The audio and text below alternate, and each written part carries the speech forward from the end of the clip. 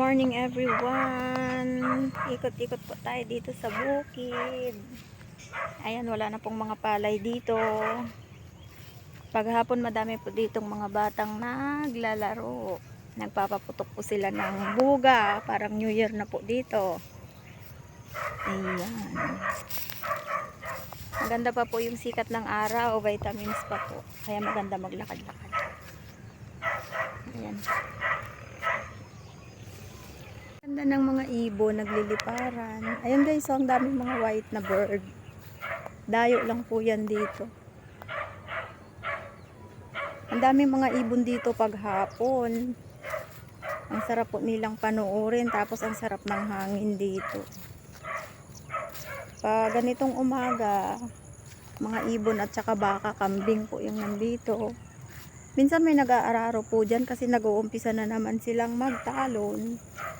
Pero pag ano po, hapon, ang daming mga batang nagtatakbuhan dito habang wala pa pong mga tanim dyan. Sinasamantala nilang magpahangin.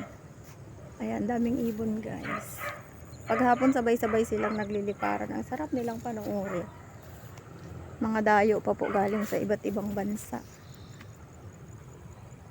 Ayan, may nagrurotor doon pero wala naman. Nagpahinga siguro. Yan guys, so ang daming mga ibon. Malayo po sila. Masarap po dito lumanghap ng sariwang hangin at magpainit. Ayan, lakad-lakad-lakad.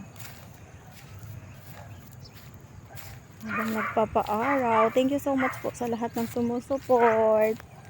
Hindi dahil sa inyo, hindi rin mag-grow yung channel ko. Pero minsan, alam ko nagtatampo sila pag hindi ko sila nadadalaw. Sensya na kayo guys, kasi 5 yung anak ko. Ang hirap po, ang daming ganap. I try my best naman para dalawin kayo once a day.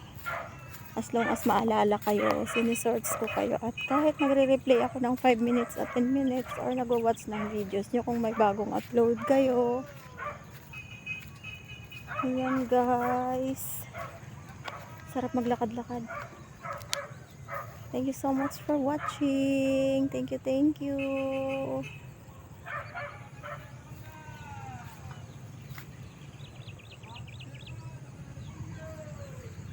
Uwi-uwi na tayo.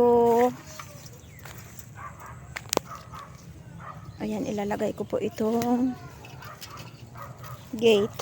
Gate. Ano ko po ito, harang ito dito sa ano namin. Kasi maraming trespassing.